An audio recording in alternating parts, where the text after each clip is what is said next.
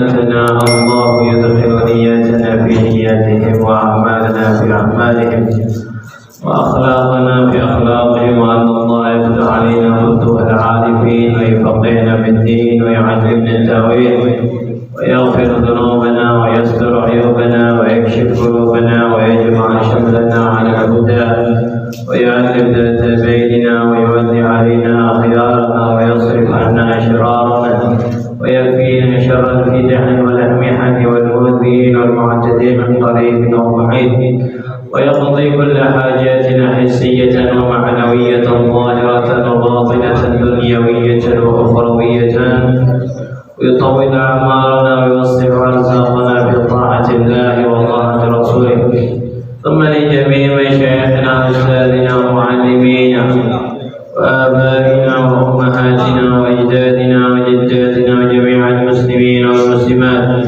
خصوصا إلى أبي السيد أحمد نصر بن عبد الله بن أحمد بن حامد الكاف الأستاذ محمد رضا بن أحمد الصباح والسيد الوالد محمد بن عبد الرحمن الحبشي وصاحب كتاب الرسالة وجميع مشايخنا وأئمتنا وآبائنا وجداتنا أن الله يعلي درجاتهم في الجنة وينفعنا بأسرارهم وأنوارهم وعلومهم ونفحاتهم في الدين والدنيا والآخرة ثم يا أبويا السيد الحبيب عبد الله بن محمد هارون وجميع مشايخنا في دار الحبيب في الآخرة أن الله يحفظهم وينصرهم ويبارك فيهم وفي عمرهم وأولادهم وتلامذتهم في خير ولطف وعافية على هذه النية وكل نية صالحة إلى حضرة النبي محمد صلى الله عليه وآله وصحبه وسلم بسر الفاتحة.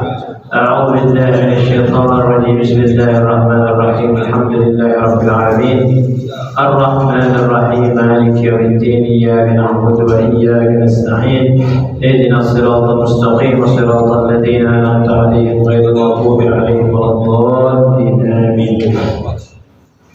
بسم الله الرحمن الرحيم. الحمد لله رب العالمين.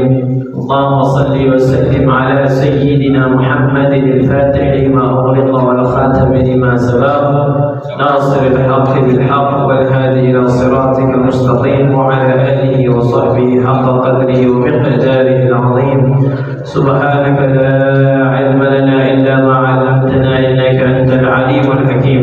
رب اشرح لي صدري ويسر لي أمري واحلل عقدة من لساني يفقهوا قولي وسدد لساني واهد قلبي بجاه النبي والصحب والآل. ربي زدنا علما نافعا وارزقنا فهما صالحا. اللهم إنا نسألك فهم النبيين وحفظ المرسلين وإلهام الملائكة المقربين يا أكرم الأكرمين ويا أرحم الراحمين. أما بعد إلى قال pembahasan kita masih tentang kaitan hal-hal yang berkenaan dengan syarat sholat berjamaah. Tapi sebelum kita mulai pembahasan seperti biasanya, kami ingin menyampaikan bahwasanya kita ini telah memasuki bulan Muharram, bulan yang termasuk diagungkan, dimuliakan oleh Allah Subhanahu wa taala. Terlebih lagi di malam ini dan besok. Malam ini dan besok itu malam yang sangat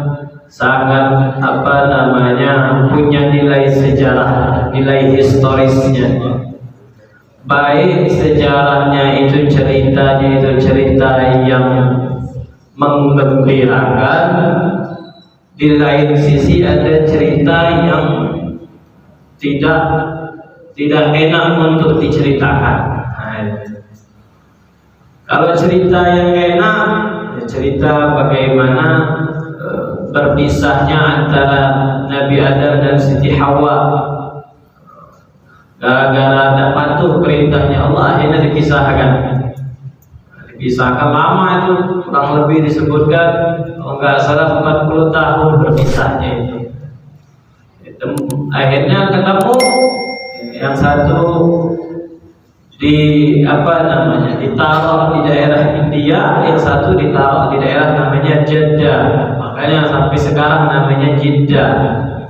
Jeddah itu tempat pertama kali yang menginjakkan kakinya adalah Siti Hawa, makanya dinamakan Jeddah. Ya, akhirnya bertemu selama 40 tahun LDR. Kalau bahasa sekarang itu LDR ketemu.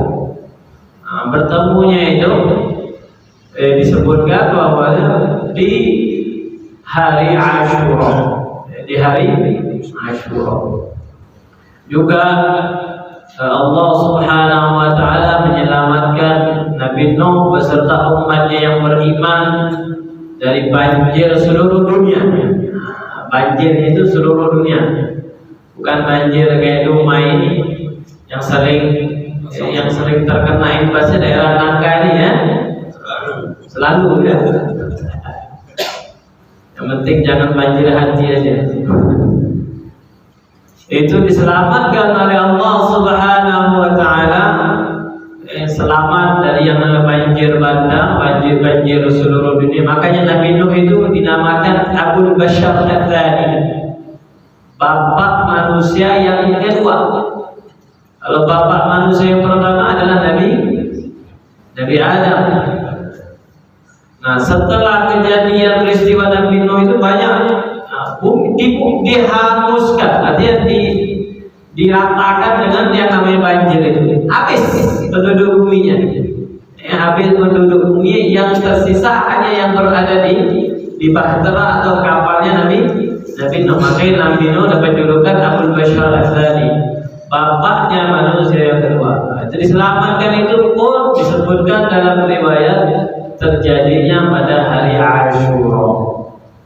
Nabi Musa, Nabi Ayub, Nabi Yunus, itu semuanya banyak terjadi peristiwa-peristiwa yang berkaitan dengan mereka itu rupanya disebutkan juga terjadinya pada hari Asyura. Karena hari Asyura itu hari yang bersejarah, punya nilai historis. Dan juga yang tak kalah pentingnya yang harus kita tahu sejarah, ada lagi sejarah yang sangat memilukan, sangat tidak manusiawi, sangat menyakiti hatinya Rasulullah SAW. Kenapa? Karena cucu terkasihnya, cucu yang dicintainya dibunuh, dibantai, dipermalukan oleh umatnya sendiri. Rasulullah itu punya putri namanya Sayyidah Fatimah Zahra. Fatimah Zahra menikah dengan Ali bin Abi Thalib, dikaruniai 2 anak laki-laki namanya Al-Hasan dan Al-Husain, dan beberapa anak perempuan, antaranya Zainab. Nah, salah satu dari cucunya Rasulullah ini yang bernama Sayyidina Husain itu dibantai. Tragedi yang namanya tragedi Karbala. Ada di daerah Irak. Daerah Irak itu nama daerahnya namanya Karbala. Karbala itu menjadi saksi bisu bahwasanya pada atau di tanah itu cucunya Rasulullah SAW pernah dipancung kepalanya. Dan bukan hanya satu saja, banyak dari anak cucunya Rasulullah SAW, di antaranya putranya Husain, putranya Hasan, dan kerabat-kerabatnya itu banyak dibantai. Jadi hampir dikatakan cucunya Rasulullah itu hampir semuanya habis. Ada sekitar 70 kerabat keluarganya Rasulullah SAW mau dihabiskan pada saat terakhir tersebut. Alhamdulillah Allah jaga. Ya Allah jaga, alhamdulillah masih sampai sekarang ini kita menikmati, kita diberikan kenikmatan bahwa saya cucunya Rasulullah SAW masih ada sampai sekarang. Makanya kata Rasulullah disebutkan jaminan bahwa saya keturunannya Rasulullah itu masih ada. Fatimah itu wad'atul minni. Fatimah itu darah dagingku. Yaqbiduni ma yaqbiduha. Kalau seandainya dia marah, aku pun ikut marah. Wa yabsutuni ma yabsutuha. Kalau seandainya dia gembira, dia senang, aku pun ikut gembira. innal ansaba tanqati'u yawmal qiyamati ghaira nasabi wa sababi wa sihri. Dan sesungguhnya hari kiamat fa innal ansaba, karena sesungguhnya nasab, keturunan, tanqati'u, semuanya terputus pada hari kiamat. Ghaira nasabi wa sababi wa sihri, kecuali nasab dan bagian dari asbab-asbab. Rasulullah ini jaminan bahwasanya cucunya Rasulullah SAW sampai sekarang insya Allah masih ada. Dan yang kita imani, kita yakini bahwasanya nanti di penghujung paling ujung nanti akan muncul yang namanya Al-Imam Al-Mahdi. Al-Imam Al-Mahdi itu tidak lain adalah bagian dari anak keturunannya Rasulullah SAW. Ini pun juga menjadi bukti bahwasanya keturunannya Rasulullah SAW dijaga oleh Allah Subhanahu Wa Taala. Itu dibantai. Sayyidina Husain ibn Ali ibn Abi Thalib binti Fatimah ibn Rasulullah SAW dibantai pada hari yang besok, hari Ashura namanya, 10 Muharram itu namanya hari Ashura. Nah, ini harus kita banyak belajar sejarah bahwasanya warna-warni di dalam Islam itu macam-macam. Di antaranya bagaimana Sayyidina Husain melawan kezaliman, melawan kefasikan, melawan kemaksiatan. Kenapa Sayyidina Husain dibantai? Ada yang tahu kenapa Sayyidina Husain dibantai? Gara-gara kekuasaan. Gara-gara tomak kekuasaan. Kita lihat sekarang berita lagi heboh sekarang. Nah, itu akibat apa? Akibat kekuasaan. Berebut kekuasaan, saling bunuh, saling menyingkirkan. Akhirnya tidak selesai beritanya. Itu tadi, kalau saatnya orang zalim, bagaimanapun sezalim-zalimnya dia akan tenang. Tidak bakal tenang dia. Begitu juga waktu zamannya Sayyidina Husain. Sayyidina Husain itu karena zaman itu pemimpinnya tidak benar. Pemimpinnya pada saat itu bernama Yazid. Yazid ibn Muawiyah. Padahal dia ini anaknya sahabat, putranya sahabat. Yazid ini putranya sahabat. Siapa? Muawiyah bin Abi Sufyan. Salah satu sahabat yang punya jasa. Muawiyah bin Abi Sufyan itu termasuk sahabat yang punya jasa di dalam pembukuan Al-Quran. Al-Quran dulunya tercecer-cecer, digabungkan di antaranya yang menulis wahyu Allah Subhanahu Wa Taala disebutkan bahwa saya termasuklah Muawiyah. Tidak jadi jaminan, tidak jadi jaminan putranya sahabat itu baik. Nah, ini kita harus banyak belajar nanti itu, karena bagusnya orang itu tidak menjamin anaknya juga ikut bagus kalau seandainya cara mendidiknya salah. Yazid itu sepakat ulama mengatakan Yazid ini adalah orang fasik. Walaupun anaknya sahabat fasik. Kenapa? Menghalalkan yang haram, mengharamkan yang halal. Fasik, gak pernah sholat, mabuk-mabukan, selalu punya perempuan-perempuan yang tidak baik. Kehidupannya seperti itu. Kehidupan ketika dia berkuasa tadi mengharamkan segala cara. Di antaranya tadi supaya kekuasaannya tadi langgeng, dikorbankanlah Sayyidina Husain. Sayyidina Husain tidak terima orang-orang rakyatnya, warganya pada saat itu menulis surat, wahai Husain jangan diam, ini mungkar ini. Pemimpin sekarang ini mungkar, tidak menjalankan syariatnya Allah Subhanahu Wa Taala. Gimana ini?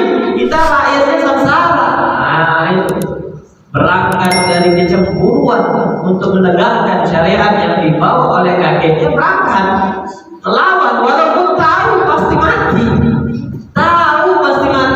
Bahkan sudah disebutkan oleh Rasulullah SAW, anakku ini akan dibantai. Bahkan Rasulullah ngomong bukan cucuku tapi anakku. saking cintanya Rasulullah kepada Sayyidina Husain. Katakan yang hak, yang batil, walaupun ujung-ujungnya mati. Makanya tuh lawan ribuan pasukan. Pasukan Sayyidina Husain keluarganya saja 70-an. Orang-orang yang setianya hanya berapa ratusan saja, sedikit sekali. Ini sedikit sekali. Karena untuk memperjuangkan yang namanya hak, katakan yang benar kepada pemimpin yang zalim, katakan luruskan, benarkan, sampaikan yang hak. Disitulah nanti Sayyidina Husainnya dibantai. Nah ini banyak orang nggak tahu sejarah, banyak orang nggak kenal, apalagi generasi sekarang ini. Boro-boro sejarah tentang Karbala, sejarah tentang Rasulullah saja tidak tahu banyak.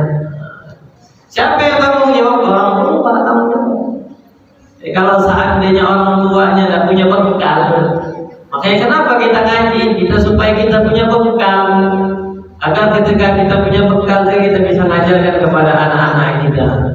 Jangan sampai ikut-ikutan tren, ikut-ikutan tren, alhamdulillah dan lain-lain. Kenapa? Karena anaknya tidak dibekali ilmu. Anaknya hanya dibekali pelajaran umum. Bagaimana supaya nilainya bagus, naik, nanti tidak dibekali agamanya. Tidak boleh Ini pakaian seperti ini haram, mengumbar aurat, dapat laknat. Setiap pijakan kita buka aurat dilaknat oleh Allah Subhanahu wa taala. Tidak diajarkan. Jangan tinggalkan sholat bagaimanapun keadaanmu. Karena kalau seandainya kau tinggalkan sholat, ditakutkan imanmu dicabut. Repot kalau sudah iman dicabut. Siapa lagi kalau seandainya orang tuanya yang tidak punya peranan untuk menyampaikan ini? Ini. Jadi harus kita semangatkan lagi untuk mengaji, belajar. Agar apa? Agar dijaga oleh Allah keturunan kita bisa nyampaikan ini, diajarkan. Ini orang tua bingung mau mengajarkan gimana, orang tua nggak bisa ngaji. Gimana mau mengajarkan sholat? Gimana mau mendidik anaknya supaya rajin sholat, rajin ke masjid? Orang tuanya tidak pernah sholat. Ke masjid walaupun rumahnya berdempetan, rumahnya berdempetan, untuk ke masjid itu macam ada lem. Kalah itu yang namanya lem tikus itu. Saking lengketnya dia di rumah itu, untuk masjid itu berat sekali. Padahal rumahnya dekat, tak nyampe 1 menit nyampe ke rumah, nyampe ke masjid. Gimana ini kalau ada orang tua yang seperti itu? Pengen anaknya anak yang soleh, anaknya yang soleha, anaknya yang taat kepada Allah Subhanahu wa taala. Makanya Sayyidina Umar marah. Sayyidina Umar marah ketika ada orang tua ngadu anaknya durhaka. Marah kepada orang tua. Orang tua tadi ngadu anaknya durhaka. Kata Sayyidina Umar, kenapa kau durhaka nak? Kata si anak tadi, bagaimana aku tidak durhaka? Ibuku bukan orang yang baik. Ibuku anak jalanan bahasanya. Ayahku menikah dengan perempuan yang tidak soleha. Jadi sehari-hari aku melihat tingkah laku ibu tidak baik. Kalau sekarang ini gosip, dia nonton Korea, main HP dan segala macam, apalagi ikut-ikutan main TikTok setiap hari update. Ibuku seperti itu, wahai Khalifah. Dikasih nama tidak bagus, kasih nama yang keren. Tidak tahu maknanya apa, tidak tahu sebenarnya pas dilihat maknanya jahanam, neraka. Anaknya dinamakan jahanam, ya sudah kayak jahanam maknanya. Terus juga tidak pernah diajarkan Al-Quran. Ini kendala, kenapa aku jadi durhaka? Tidak ada pendidikan agama di dalam rumah. Tidak ada yang namanya al-Islami, keislaman di dalam rumah itu tidak ada. Makanya Sayyidina Umar marah sekali. Kau mengatakan anakmu durhaka, tapi kau dulu sebelum anakmu durhaka, kau dulu sudah durhaka kepada anak. Makanya kita jangan sampai aset yang terbaik generasi kita ini nanti menjadi asbab kita sudah rajin, banyak sholat, rajin baca Quran, rupanya di akhirat tidak diterima semuanya. Kenapa? Tidak peduli peduli dengan anaknya tadi, tidak peduli dengan pendidikannya anaknya tadi. Akhirnya diseret lah sama si anak tadi karena dia tidak taat kepada Allah, diseret. Dia akhirnya dia nyeret juga. Aku kalau begitu aku juga mau nyeret siapa orang tua. Alhamdulillah min dzalik. Juga dianjurkan juga disunnahkan untuk puasa. Puasa. Makanya kata Rasulullah, ketika melihat orang Yahudi berpuasa, ditanya, kenapa puasa kalian? Kami puasa karena kami bersyukur bahwasanya Nabi Musa diselamatkan oleh Firaun. Makanya kami puasa. Kalau begitu kata Rasulullah, kami lebih berhak dari kalian. Ya sudah, semua sahabat disuruh puasa oleh Rasulullah SAW. Bahkan Rasulullah ngomong, kalau seandainya aku masih bisa hidup di tahun berikutnya, aku akan mulai puasa tadi dari hari ke-9. Hari Tasu'a. Makanya disunnahkan puasa Tasu'a, juga disunnahkan puasa Asyura. Jadi kalau seandainya bisa, tadi ada yang puasa? Ada yang puasa di sini? Hening semuanya. Disunahkan puasa ya, disunahkan puasa tanggal 9, tanggal 10, tanggal 11. Jadi paling bagusnya 3 hari, paling bagusnya 9, 10, 11. Sudah dikatakan sempurna kalau seandainya dia puasanya 2 hari, 9, 10 atau 10, 11. Sudah dikatakan sempurna. Kalau seandainya tidak juga, sudah minimal jangan tinggalkan puasa di hari Asyura, jangan tinggalkan. Kata Rasulullah SAW, puasa di hari Asyura itu bisa menghapus dosa-dosa di tahun sebelumnya. Siapa yang merasa banyak dosa pasti puasa. Siapa yang merasa dirinya tidak ada dosa, aku ya puasa dah. Siapa yang berani ngomong seperti itu, aku tidak punya dosa? Karena setiap hari kita bermaksiat, makanya minimal ada amal. Kita ini diberikan keistimewaan. Diberikan keistimewaan apa? Menjadi umatnya Nabi Muhammad. Umatnya Nabi Muhammad itu ibadahnya sedikit, pahalanya banyak. Pahalanya apa? Banyak. Manfaatkan itu, bersyukur kita ini dijadikan umatnya Nabi Muhammad. Tak perlu capek-capek seperti orang dulu. Ibadah sampai 1000 bulan tak perlu. Dapat Lailatul Qadar lebih hebat daripada 1000 bulan.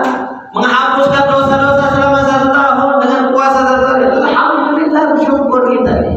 Maka kalau ketika ada amalan-amalan seperti itu, kita kejar, kita tahu kita ini butuh yang namanya pembersihan. Namanya dosa tadi.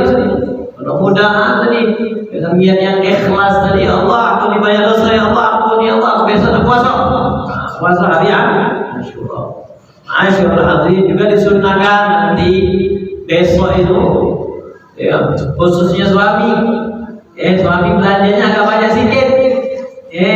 Banyak sedikit kasih tuh orang rumah nih, kita masaknya agak enak sedikit. Kalau perlu ada di hiburan gitu. Jadi namanya tausi'atul 'iyal.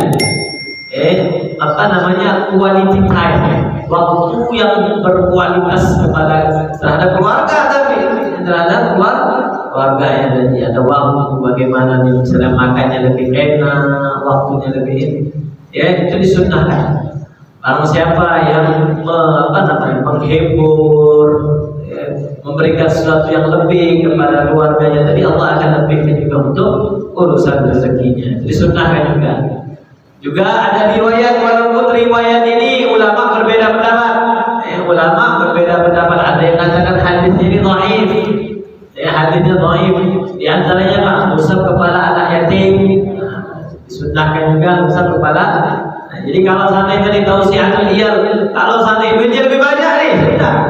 Diajak makan keluarganya, juga ajak makan anak yatim. Itu lebih hebat lagi. Ini lebih bagus lagi. Dia sudah sama keluarganya, dia dia lebihkan rezekinya tadi, juga dia berbagi kepada anak yatim.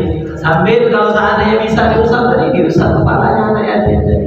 Walaupun riwayatnya tadi ulama berbeda, tapi tetap tidak menjadikan amal untuk menyenangkan anak yatim itu gugur.